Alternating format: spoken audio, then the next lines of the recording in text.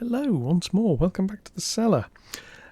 Today I'm following on from the painting video I did the other week with some ballasting. So yeah, it's one of the things I think makes quite a difference to a layout in terms of how it looks. It sort of takes away some of that toy train feel, and so I had a go at ballasting using some, I think it's WWScenics stuff. We'll have a look at that in a mo.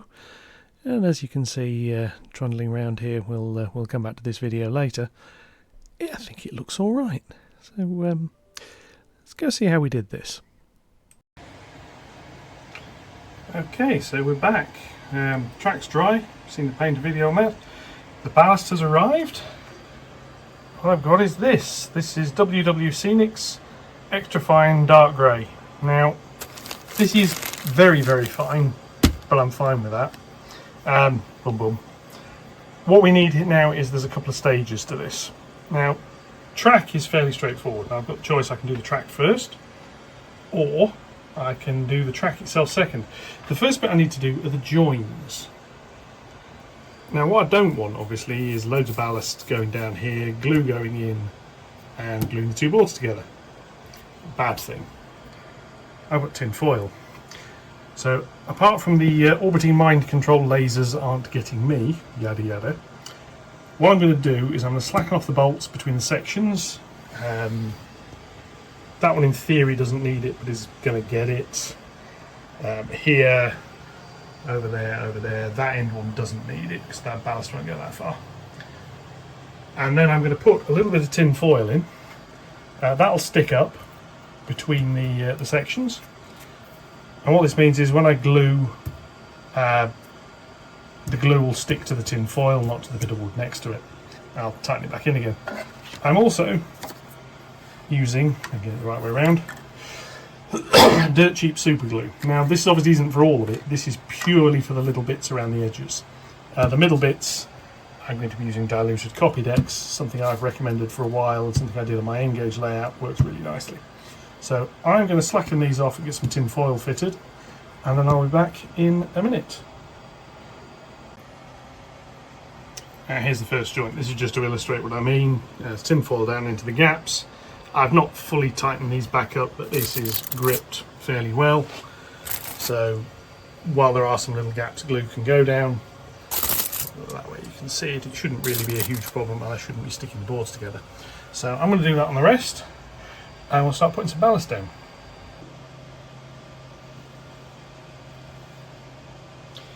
And here we are.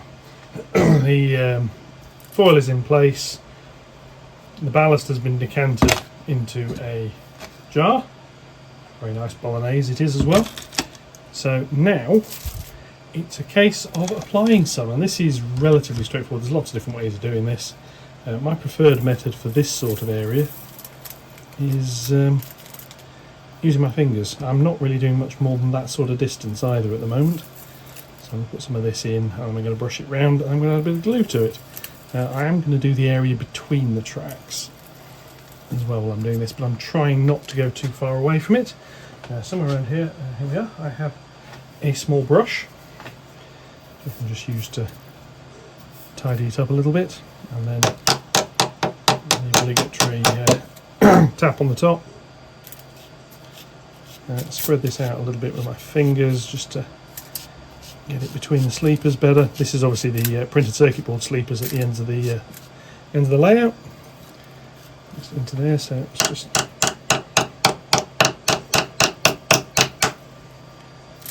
scrape a little bit more back. And the sort of depth I'm looking for is basically up to the tops of the sleepers, but preferably not too much down the inside edges, because that is where it gets in the way of wheel flanges, which I'd rather not do. So that is that, and then brush the sides back in again. Now obviously here, this side, there isn't very much, so I'm going to put some more onto it here, like that. Just move that around a bit. Now, I don't mind some of it on top of the sleepers. In fact, it can actually look quite good.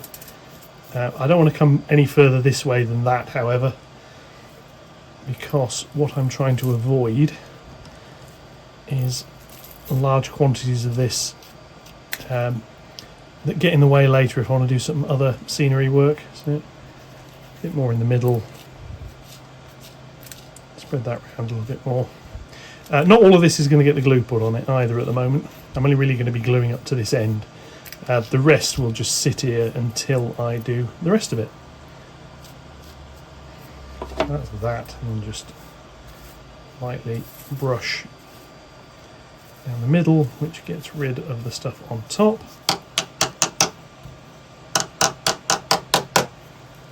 And that should be ready. So what I now need is some cheap super glue. In fact, before I can do the super glue, I need the IPA. But before I do that, I want to make sure I've got the super glue is suitably liquid. I've got one here that's been open a while and as such is absolutely rock solid. So I'm going to be opening a new one. Knowing I need to do that, I'm now going to come in and go just wet it with some IPA. This should help the super glue bond nicely with it and flow in, and obviously for those of you who are used to using IPA, it adds a lovely aroma to the air. Right, so then it is literally in here like this, some of this up to about there, not going any further back, a little bit in the middle, and like the more traditional PVA mix, this will soak in over the IPA quite nicely. Just a couple of sleepers like that. Back. And just on that edge there to make sure I've got the bit in the middle.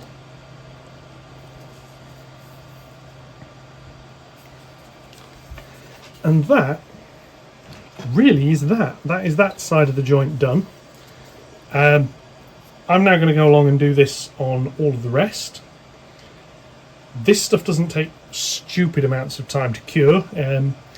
This is a technique I picked up using for model wargaming bases. I just sprinkle the stuff on, dribble a few bits of super glue over it, and job done. So that'll dry. When it dries, it'll probably be a slightly darker colour than it's gone on. I'm not too bothered by that. I'm going to get the rest of this done, and I will be back after that's finished. Yeah, so here we are carrying on nicely. So how do we, how am I doing this? Well, a fairly simple medium of pouring some of this on. I want some of it between the rails as well. Don't need a lot, I want some. Just do this and do this over here. That's obviously far too much. And then just use a paintbrush to smooth it out. More interested in smoothing it out over the rails here. I'm not specifically trying to fill in all of the space between the boards. That would use up a lot of ballast. So for this first step of this, I'm not too bothered if little bits of the cork show through. I can deal with that later. But as you can see, it's just a case of put it in. I'm just dragging a brush over this gently. Do the same this way. And this runs along. I've got some coming off at the edges here, which I'm not going much over. Well, I don't really want to go over the edge of the cork on the inside. Not too fussed if it goes a little bit over, but I don't want to do loads of it. One of the advantages of using copydex for gluing this down, once it is glued down, it is actually quite easy to remove. You just go with a knife and cut at bits of it, because it goes a bit like rubber, which is rather nice. I mean, it is well, it is rubber. It's latex adhesive. So I'm basically sticking the thing down using latex, which is fairly good because it works. There are going to be some loose bits around the edges here. As that, I've got a bit more over here, which I'll just sweep along. And this will fill in the gap in between the rails all the way along there. Again, tidy up at the back. So why, right, first off, why copydex? Why not PVA? Well, it comes down to soundproofing, which this layout isn't brilliant at, but it does have some capabilities for. If you use PVA, it sets like concrete once it's dry, and then all of this cork and stuff on the underlay is effectively becomes solid. So you can do a lot of work to try and minimise sound transmission and find that it's all completely undone. Now this isn't the quietest of layouts at the best of times, but I think it is safe to say it will get a lot worse if I am not careful. So just spread some more of this around in the middle. And so there is a bit of a gap down here which I'm going to try and recover. Again, just run the brush, it just takes the ballast off the top of the sleepers. I'm not putting any pressure down on the brush at all here, I'm just dragging this along. And then there's little bits going around the edges. I'm not too fussed about a little bit of waste. Once this is stuck down, this will have a hoover run over it with a pair of tights or something over the end, which I'm going to be raiding upstairs to to find some of those. Hint, don't use fishnets because that won't work. So here we go, a little bit more of this, probably a little bit too much for this area, but it doesn't matter, it can get swept around. A little bit of ballast on top of the sleepers doesn't actually matter. It's, you can find plenty of pictures that show sleepers entirely covered in ballast. There's as many as you can find pictures that show sleepers with hardly any on it at all. So that is completely up to you if you're doing this, how far you go with it. Obviously it does actually serve two purposes here, because the track is glued down. Putting the ballast on it with additional glue will fix the track in place a little bit more. And just a few little bits around here that I need to be a little bit careful of.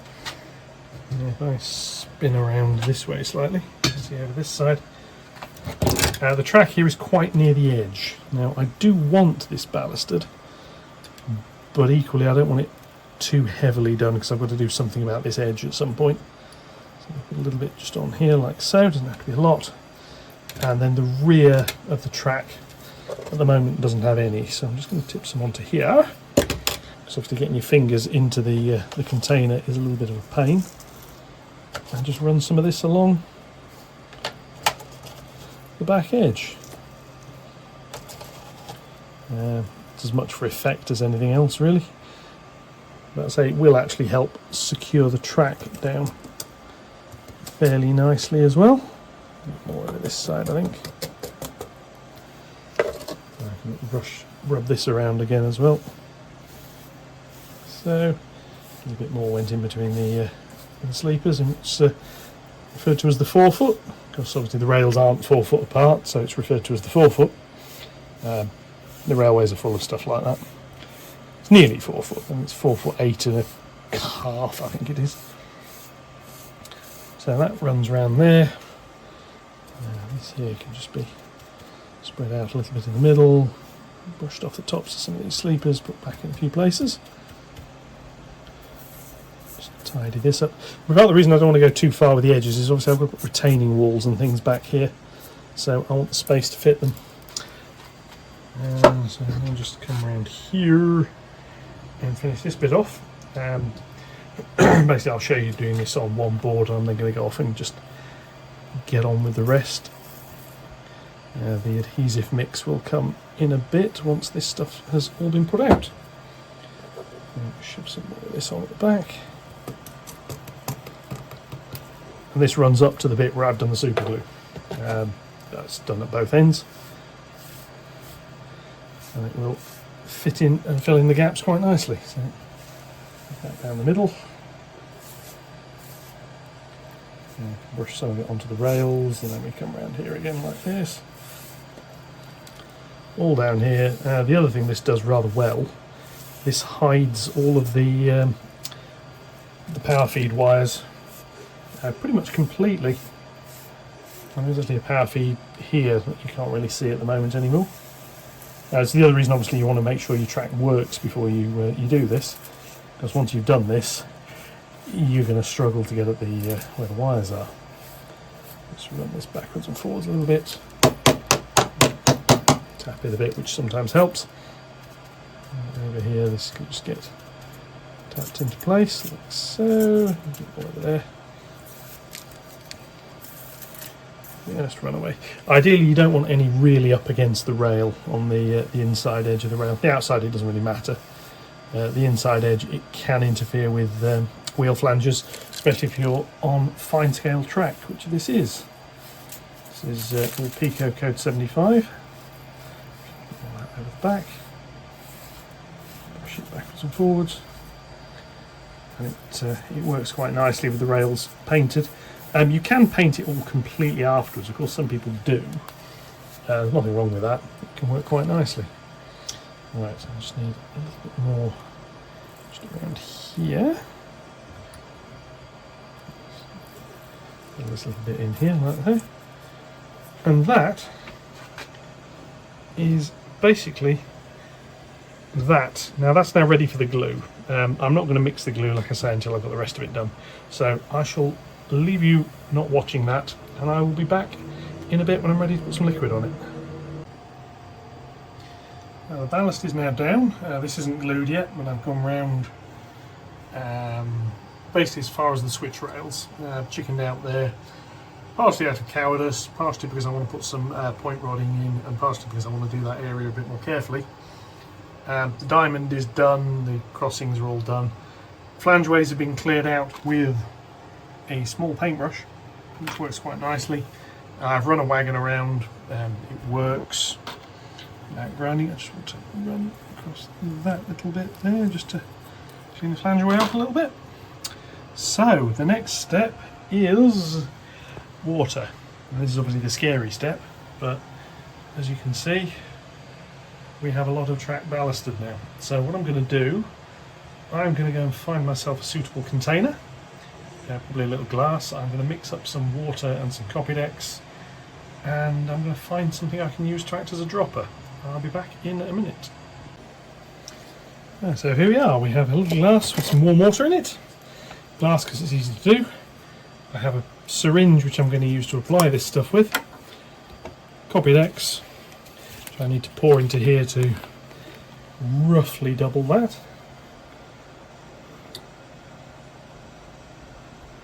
That'll probably do. Doesn't have to be super strong.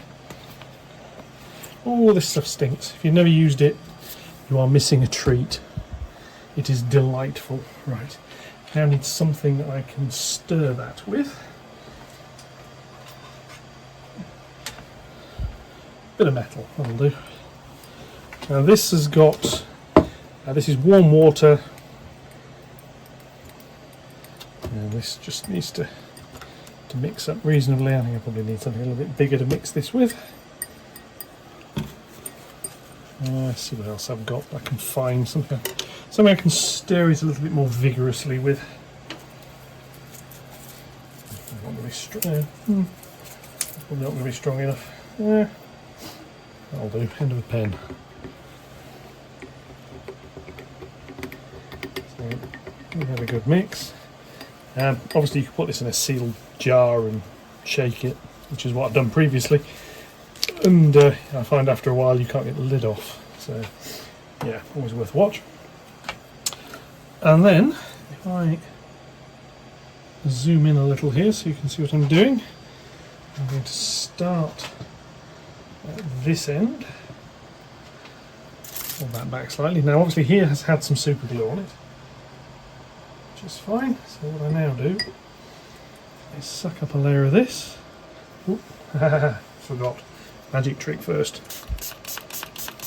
IPA. Now I can just soak this on, and this will just soak in. It'll soak in, it'll soak through, it'll soak the lot. Be generous when you're applying this. You want it to thoroughly soak everything. Like that. It's going to get cleaned off later. This is relatively simple to do. You don't want to spray it from too close, and you don't want to spray too much at once, because this stuff does evaporate off rather quickly, even in a fairly cold environment like I'm in now. Just More of this on here, make sure it goes out the back. More here. And how long this takes to dry depends very much on the environment you're in. I'm slightly aided by the fact there is actually a dehumidifier down here, and I'm also slightly hindered by the fact it's a cellar, therefore it's not particularly warm down here. So I'll just move the camera around. So again, like this, and a little layer of it. Come on here and add plenty of this. I'm expecting this to take a couple of days to dry fully. Obviously during that time, don't run trains on it. I'm told you can with PVA after it's gone off and it's not fully cured. Doing it with copydex has some interesting results. The colour of the glue changes. I had some that went quite green and it had a little bit of electricity going through it. Obviously, DCC isn't a huge amount of power, but there we go. That's what it did. So I'm making a point of not doing that again. Let's squeeze a little of this on here. You want to be reasonably quick with doing this. I mean, it doesn't have to take forever, but you want to be quick enough you can see where you've gone, and obviously take account of the fact the IPA evaporates. But it is rather good stuff. Don't drink it. Worth pointing that bit out. It is not. It may say IPA on it. It is not that sort of IPA. Let's see where I've got to with that there. Yeah, sort of. Right, so again, reload the syringe. You always end up using far more of this liquid than you think you're going to. Because, as I say, the whole point of this really is to absolutely soak it. So just it here like this. I'm holding the syringe so I don't end up actually jetting the stuff out. I'm trying to just drizzle this on. I'm not trying to wash the ballast away, which is what happens if you're not careful.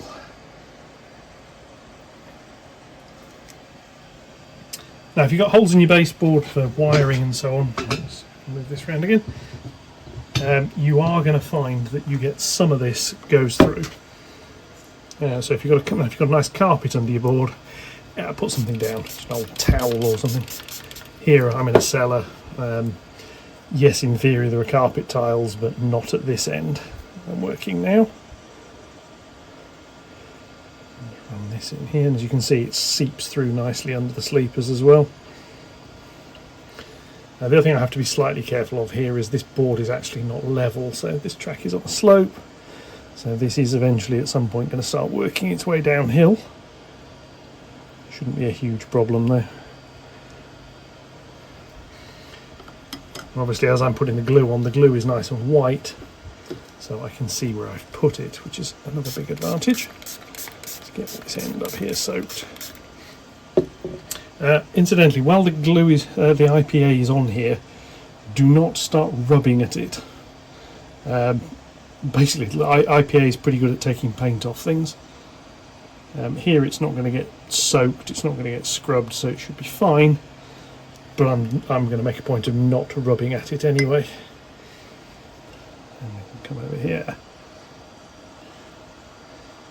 Do this, make sure there's a little bit around the back. Now the other thing is to note, this is going to take 2 attempts at ballasting this area. Largely because I'm going to need to go back and cover some of the bits I've missed. That is basically it. I'm going to go and do the rest of this, and I'll be back when I have finished. Okay, this has taken about 2 hours in total. But, yeah, we now have the ballast suitably soaked. Around here you can see the colour change varies a little bit. Certain places the glue wasn't as dilute as in others. I'm not too bothered by that. It'll sort itself out. So we come all the way around here, and then we come all the way around here. Again, a little bit of a mix. And we come all the way around here, and we have this area here, and then that's where we finish. So I now need to leave this for a couple of days, so while I'm doing that I can get on with making the various other control modules, because some of these panels still need quite a bit of work doing to it. That one needs its proper version assembling, so yeah, we shall get on with some of this. I'll leave this to dry, and when it's ready I will come back in the end of this video and I'll show some trains running over it. So I'll catch you later.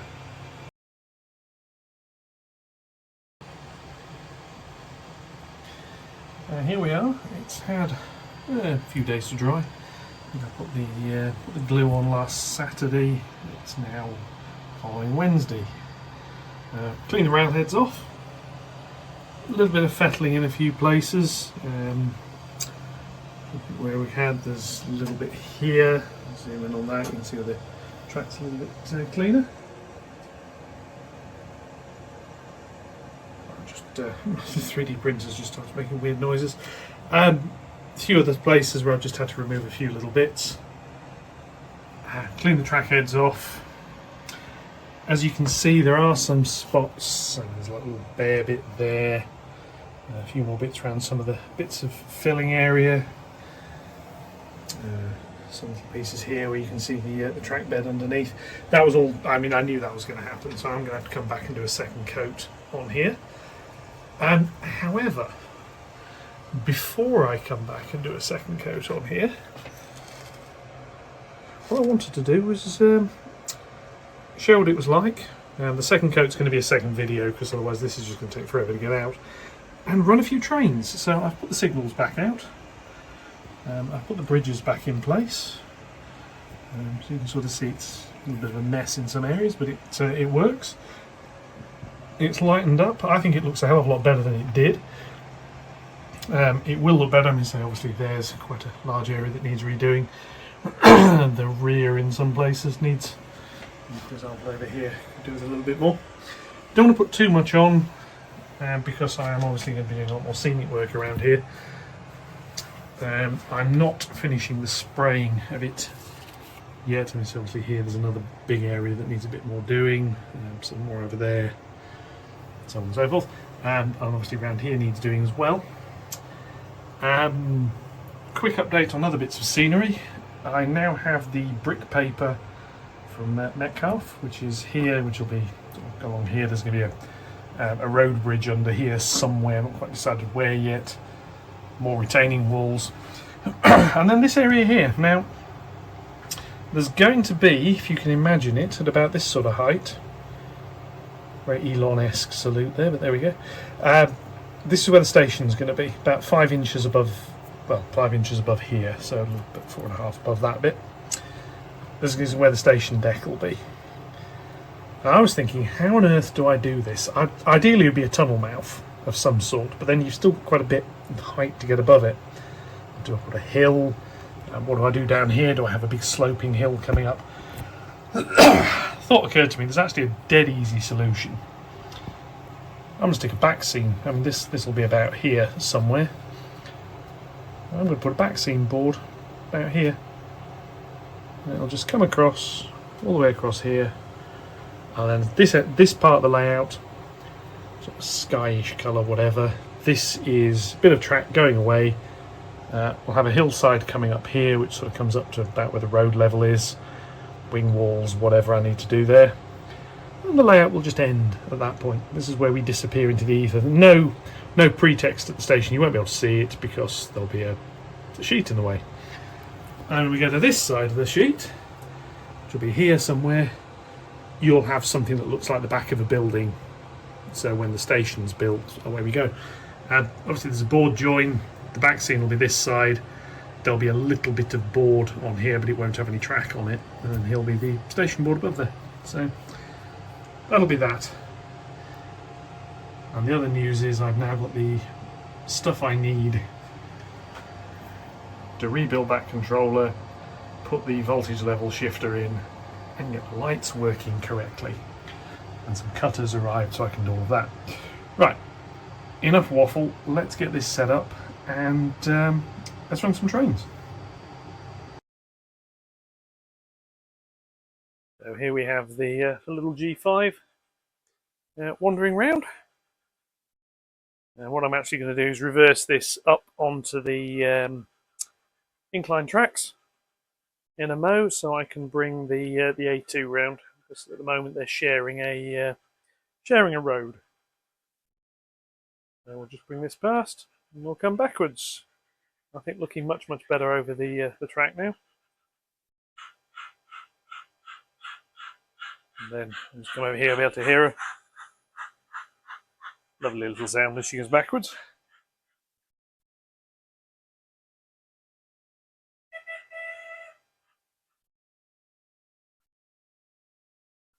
Interesting, playing a slightly different whistle sound there, which I wasn't expecting.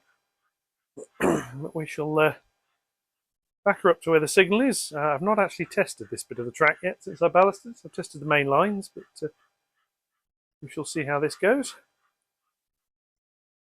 Hopefully reasonably well.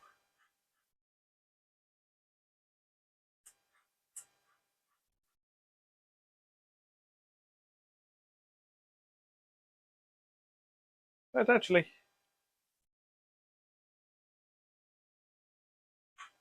why not run a little bit further back and see if the track works.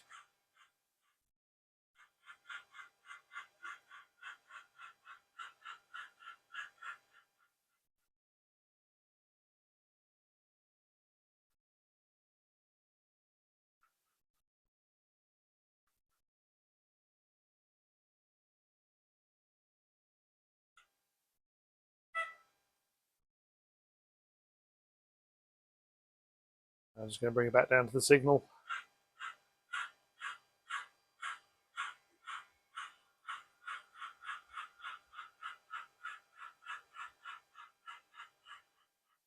And stop at about where we will actually normally be stopping for the junction. Obviously there's a little bit of space ahead of where we're about to stop. But just obey the signals for a little bit. Now, interestingly here, because I've used copydex for the gluing the ballast down, it's not massively affected the amount of noise we're making. So we're running quite nicely here. So this is this one running around on the outside. And I think I'll give her some company on the inner loop. Eventually this is all going to run a little bit differently because I am going to have some automation on here. I've been experimenting with the various bits that have worked quite nicely. So here we go with the second train running round, which will come into shot shortly on the inside line. Is the little J52. It must be said, between them they actually look quite nice on the ballasted track. Now that brake van obviously needs a rear light on it at some point. But yeah, as I say, there's quite a bit more work still to do here with the ballasting. Second coat, that is not getting done tonight. That is going to get started during the week. A bit later on probably, because I want to be able to run trains over the weekend, so I might do that towards the latter part of Sunday, and then that can go down. But yeah, I think we're all things concerned, this ballasting has come out quite nicely. So I'll just I'll let these two run for a little bit and just watch that, and I can use some of the video for watching trains later. So yes, with that, yeah, back to whatever follows. Yeah, and with that, I think we'll draw this one to a close. We've been here quite long enough, just a little over half an hour. Yeah, so I'll be back in some future videos. There's plenty more coming up. This ballasting needs touching up. There's then some weathering to do on it, and there's a whole load more scenic stuff in the pipeline as well. So I will catch you all next time. Comments more than welcome. Yeah, share, uptick, click, yada yada. You know the drill. Have a good week. I'll see you all soon. Thank you very much. Goodbye.